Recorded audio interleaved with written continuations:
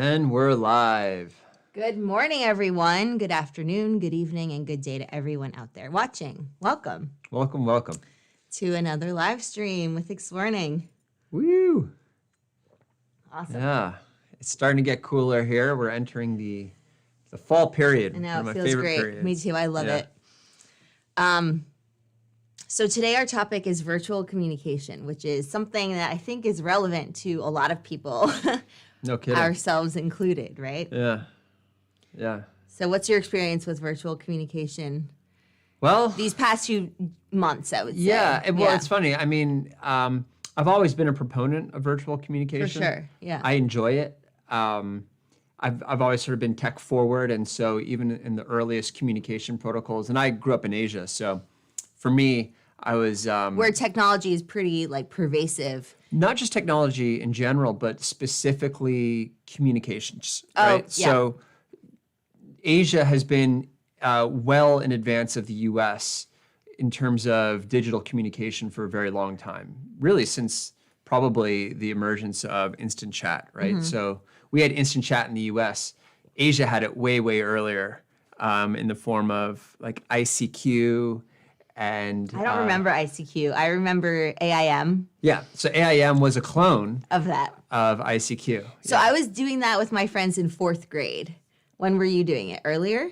Yeah, I mean, I'm not saying that I was personally, but, it was pervasive. It was pervasive at that time. But yeah, your family was definitely early. I mean, 4th grade for operating on the internet is pretty cool. I mean, that's pretty early. Yeah, I remember when we got the internet. I think I was in 2nd grade, and my dad asked me, so this is the internet. What, he was showing me how it worked. Yeah. And he asked me, okay, let's type in something, and what would you like to type in? And the image will pop up. And I was obsessed with Xena, Warrior Princess.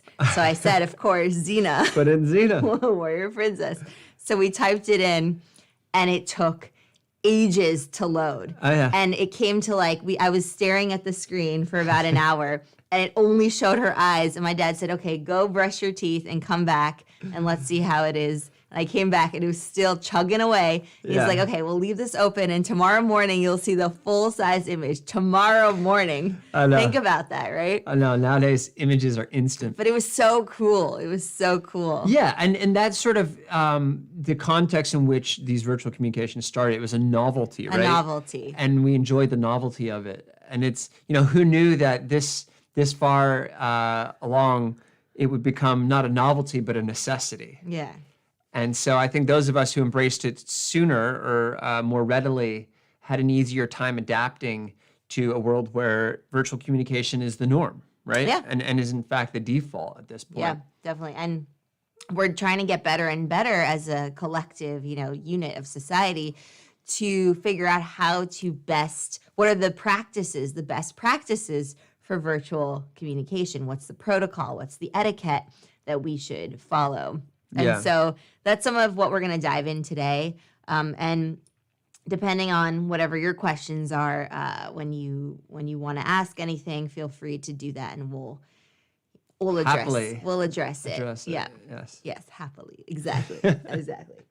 So I think one of the things to kind of point out is this idea of, this fear of public speaking that translates into the online virtual space. When you're doing real time, addressing an audience, kind of like what we're doing here. Right. I think for a lot of people who maybe don't do weekly live streams or don't, hop on Zoom every other day for a video call, or even if you do, there's definitely a few butterflies in your stomach, right? Yeah. I remember in the very, very beginning of doing these live streams, I was definitely feeling a little bit nervous. What about you? Absolutely. Yeah. And I think for me, the hardest part about it was you're not talking to anyone, right? Yeah. Lens. Yeah. And that I feel like that's sort of a centerpiece of virtual communication. For sure. You don't see the person. Mm-hmm. Right? Mm-hmm. And so no matter whether it's instant chat, email, or talking into a camera, you have to sort of imagine, right? It's an exercise in imagination. Yeah, absolutely. And even when you're on stage, right, think about it. You're in the spotlight, but the audience is dark. You can't really see, you can't really make out their faces or anything. You might see the outline of the tops of their head or their ears or something, but you can't really, most of the time, like it's pretty dark in the audience. I just remember from like my dancing days, and you could see shadows here and there, but nothing that much. And of course, in public speaking, we always encourage eye contact. And when you can, when the audience is lit up, when you can see their faces and their expressions, then absolutely, I mean, use that as a positive, right? Yeah. To look into their eyes. So these are all things that we have to kind of think about when we're now moving more into the virtual space. So when you do have a Zoom call or another type of software call, you do want to leverage the video enabled qualities in that software to be able to look at what they're doing and read their expressions and check in. Yeah. There's definitely a balance, right? Because on the one hand, we've talked a lot about the importance of looking into the lens. That's your virtual eye contact, and that's really important. But at the same time, like you're saying, you want to be able to read the body language. Yeah. And when you're doing in-person interactions, right? And when you're interacting in person, you automatically... Like we are. Yeah, like we are, right? I can automatically see your body language while making eye contact. Right. You can even hear, right? Like my tonality differences. Exactly. So there's that emotional resonance. Yes. And the difference, obviously, with the camera and being on a computer is the two are disconnected. Yeah. And so one of the skills for sure is learning to balance your time sort of between looking into the lens and looking at the camera. Mm-hmm. We actually even do a bit of it here because the camera's up here and the chat pane is down here. So when you guys speak to us, we have to look avert down. our gaze. Right. And so, you try and do that strategically so that you still give the impression that you're interacting with them directly and making eye contact, but also, making sure that you're getting enough information from the way that they're behaving and the way what they're communicating with their body language on the screen. Yeah. So some of the tips that I would share for sort of alleviating the anxiety around fear of public speaking with the virtual setting is really similar to what I would suggest in the offline space when we're in like a public speaking setting. So really connecting with your breath, really focusing inward before you get on the call or the webinar or whatever type of presentation you might have. I've gotten a lot of comments about, online interviews and things like that, or, for school or for jobs. And, people are telling me that they're feeling really nervous. And I completely understand it. It's an absolutely normal feeling to have, right? Because we're in the spotlight, we're expected to perform. Yeah. And so really connecting with your breath ahead of time helps calm the nerves, right? Just taking in a breath, holding it at the top for a short while and, releasing it really helps. Doing that a few times. Also, repeating a mantra that you might have to yourself. We put out a video about the power of mantras with boosting your confidence and your self-esteem. Things like that really go a long way ahead of time. And even in the call, when you feel like you're short of breath or you feel like your voice is starting to warble or shake or your body language is doing something you don't want it to be, really connecting back and centering yourself with the breath can go a long way. Yeah. And, the thing about digital communications, nowadays we always think of it as video calls, but it isn't always video calls. True. And when it's not video calls, that also gives you some flexibility. Yeah. Right? So if it's just a phone call or a voice chat, then you have the flexibility to use the mute button. Yeah, right? If you need to take a deep breath and kind of calm and recenter yourself, but you don't want to hear on the call, you just press mute for a quick second and take your breath and then unmute. Yeah, or right? even do that with the video. Like turn off the video for a minute if you have to. Yeah, you could just say 1 address second. I just something. need to make an adjustment to my video, or right. Exactly. Or if someone in the house is trying to get your attention and you just speak with them momentarily, like do that. Don't be That's a good afraid to point. take advantage of the tools that these platforms have to sort of, make the adjustments you need to make. Right. So that's definitely, I think it's one of those things where we assume once it's on, there's nothing we can do. Yeah, it's on. And you just have to perform. Right? Exactly. But the reality is there are ways to pause it, or there are ways to sort of make adjustments and calibrate without being too disruptive. Yeah, I love that. And the other thing you can do to really, focus on calming yourself is to take the attention off of you as much as you can, right? You're there to offer some insights, to offer, maybe share your research, or show that you're, an asset to the community that you're interviewing to be part of, or the list goes on, whatever the reason is, right? But really focusing your energy on the audience, right? It could be one person that you're speaking to. It could be a panel of people. It could be a group setting. It could be, the Zoom gallery view where you see everyone. But really trying to take that stress off of, you having to perform and just treating it more of as a conversation, right? In a conversation, a good conversation, are you focusing on what you're saying all the time and, how you might be being perceived by the other person, or are you focusing on what they have to say? Are you actively listening to them? Probably the latter, right? Because how are you going to respond in a stimulating way to encourage further conversation if you're not listening, right? Yeah. So it's really important to keep that in mind when we're interacting virtually as well. Yeah, I mean, I like to think of it as comprehension, right? So my absolute number one goal when I'm communicating with people is, are they understanding what I'm saying? Am I conveying the information in a way that's comprehensible, Right. that's coherent? Yeah. Is it engaging?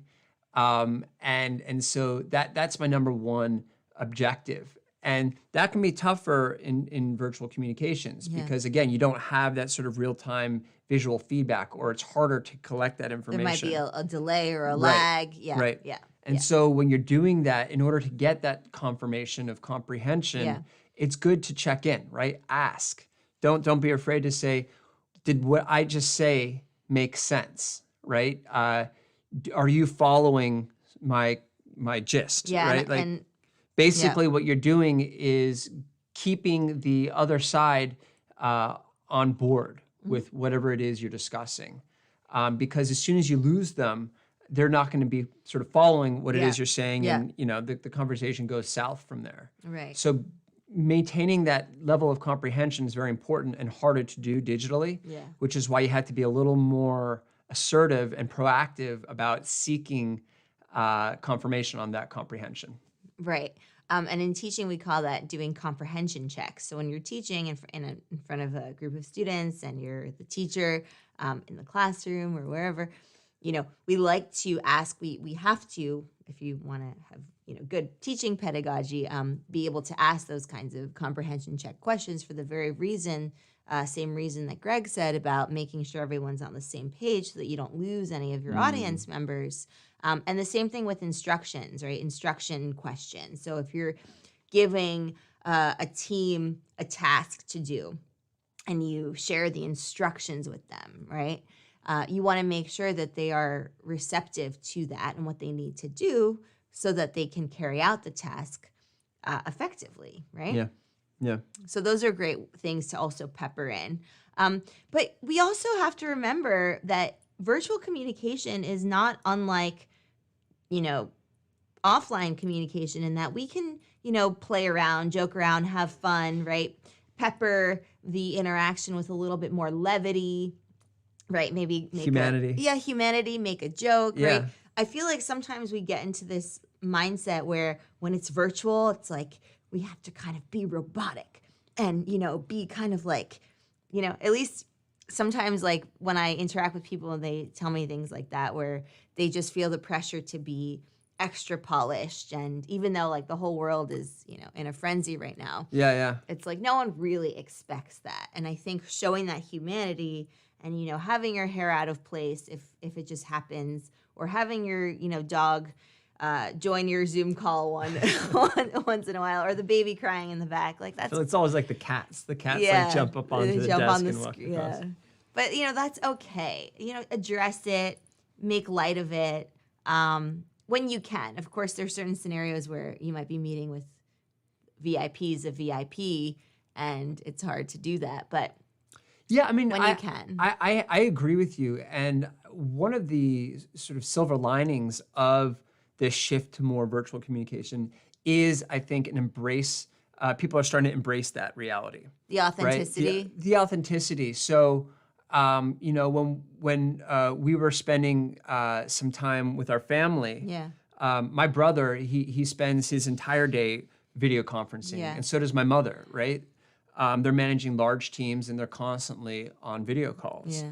And meanwhile, I'm walking around in the background, in my exercise gear. And we have a new little nephew. Yeah, there's like a baby crying. So cute. And these are people with, very large teams they're managing. Globally dispersed. And they're okay with that. Yeah. And I think that's the reality of what we live in now. And that's something that we can sort of embrace and build into our work life. Definitely. And we talked before about this idea of a work-life blend. Yeah, not a balance, but a blend. A blend. And this is, I think, an important component of that.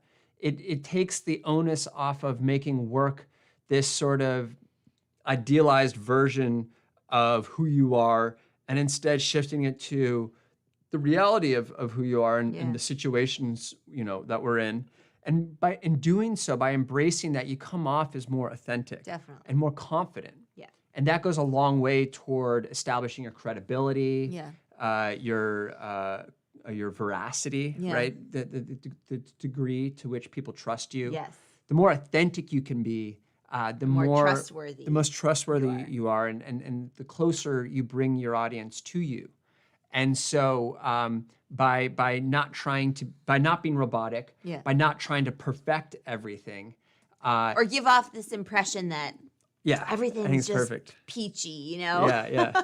I mean, there's definitely been lives where I've had to run off and go and switch something, and that's just the reality. Or we'll have like somebody mowing their lawn. I always say that, lawing their mow. I don't know why, but slipping up here and there, maybe. It's okay, right? It is okay. So I think we have somebody on here. Hello everyone. Hi, Vern. Nice to see you. Yeah. So if you have any questions about virtual communication, feel free to ask away. I think also, with the virtual communication being more and more integral in our social interaction, I think what I've sort of come to realize is that the better you are at virtually communicating, the better you are at communicating in general. Yeah. And what I mean by that is thinking about like where you're going to pause, thinking about what you say before you say it. Everyone blurts out things now and then, but do you do more of the thinking before you speak, or the more sort of like free fall, stream of consciousness kind of communication style? Also interrupting, right? Interruption is fine in sort of like a casual setting where you're doing some brainstorming and you're chatting with your best friend, but in more professional settings, you don't want to interrupt. Just use it carefully. Yeah, you want to be more careful about it. And in conversation analysis, we call these overlaps, right? Where the conversation gets overlapped. And that's okay, but thinking about using that more sporadically, and then also practicing active listening, right? These kinds of things. Yeah, I totally agree. The extent to which you can communicate successfully virtually definitely translates to all other forms of communication. And part of that's because, the skills that you need to communicate virtually are sort of an exaggerated version of what you do in person, right?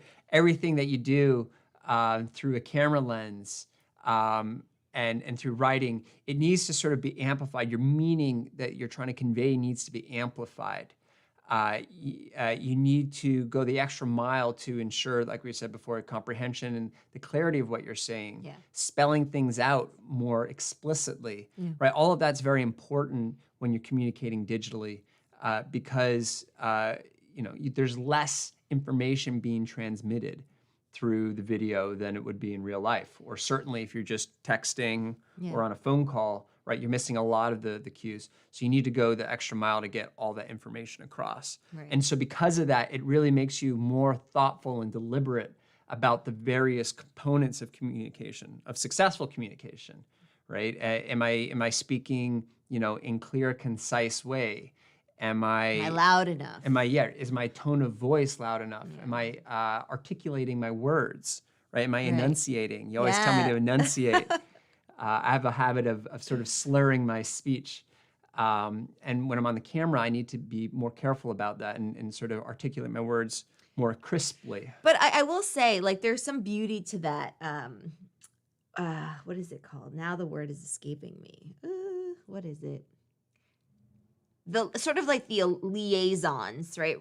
Connected speech, where one word blends into the next. And in American English, we do a lot of that, which is why you might have as much trouble as I do with understanding American songs. And my native language is English, which is funny, but I'm always like, Greg, what did they say? What is that? Whereas with French songs, I can understand every single thing, and French is my second language. So doesn't make much sense other than connected speech. But I will say something. This is relevant. There's a point to this.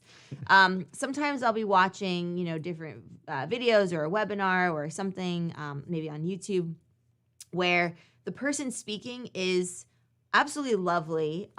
However, they're a bit stiff in their language because they're enunciating so much as if they were on TV. And then I go in and I look and they're actually like a TV anchor.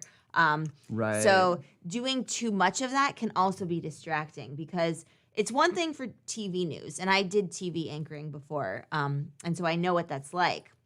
But then doing that in a conversation or even sort of like a YouTube video style, it just seems a little out of place. It can be a little distancing. Yeah. And so, keep that in mind too, right? There's a nice balance to strike between using a little bit of connected speech that's natural, but also making sure that you enunciate and to enunciate the content words, right? The content words are the words that carry meaning in a sentence. Right. And so we'll naturally raise our tone there and enunciate it and emphasize it, right? So we'll put stress on that naturally. And you'll do this in your native languages as well as in English. And so making there a better balance between connected speech and enunciating certain words. Right. Yeah, I agree with that. You do want to maintain that sense of natural speech, right? It's funny, in Chinese, there's actually a very specific type of diction and enunciation that you use for news media. Oh, right? that's great. It's a very formal that's so clear. style that if they used it when you're just having a conversation with them, you would kind of be like, is this person a robot? Right. Who is this? Right. So there it's explicitly laid out. Yeah. Whether you're doing one or the other. In English, it's a little more fluid. And I think, you need to be thoughtful about that. Yeah. I also liked your point about focusing on the content words, right? Using your emphasis to highlight the core of your meaning. Yeah. And that's, again, something we do very naturally when we're talking to people. And when you do that through digital means, you need to be really thoughtful about that. And if you're communicating through text, right, if you're instant messaging, you aren't necessarily going to be able to just emphasize that. Well, you can't certainly with your tone of voice. You caps lock it, but that might look. You can use caps sometimes. Find that jarring. Right. Yeah. Right. Isn't that one tough? more little side Caveat. story? Is that when I was fundraising in a previous job for a nonprofit, there was this one board member we had on our team. Oh, yeah, I know and he, very successful businessman, but he would randomly capitalize words all throughout his At random. emails. Yeah, and it's they weren't content words necessarily. So it would just be blah blah blah boom, blah blah blah boom boom. Like a preposition. Yeah, just like these wild sort of capitalizations. So caps can work if you use it thoughtfully. You can use italics. Yeah, I like to put asterisks on either Asterisks. side just to like pay Yeah. attention. You know, there are ways to do that. What I actually like to do is if there's something that's really important, Follow up. I put it in its own Oh, paragraph. that's smart. Right? I take it out of, if it's a larger paragraph, I take it out and it's just one single sentence that is separate from the other paragraphs. That way I know, even if they're just skimming it, Yeah. if you're gonna skim a big block of text, probably the thing you're most likely to read is the shortest sentence. Yeah. So what I do is I make that shortest sentence the most important thing. Yeah. That's great. And that kind of pulls the eyes toward that and ensures the most important point was conveyed. That's really good. I love that. And even with the Zoom call or something, like opening up with the point of the meeting itself is another way. That just gave me that idea. I love it. Yeah. Yeah, it's a good one. So we're running up on time here. Yeah, if you have any questions, put them in the chat box and we'll Yeah. get to them. Otherwise, Let us leave know. comments down below. We get to all of them. We have a playlist on virtual communication. We have loads of videos on how to interview for an online interview, which I think is relevant to a lot of people out there right now. There's the web course that web we actually courses. just released Yeah. on online teamwork, Oh, yeah, that's right? right. Remote collaboration. And a lot of the concepts we're discussing here, we go into more depth. More detail and how you can implement it Right. as well. in It's your very own. communications oriented because a lot of what teamwork is communication. Yeah, so you So- can check that out in the link down below.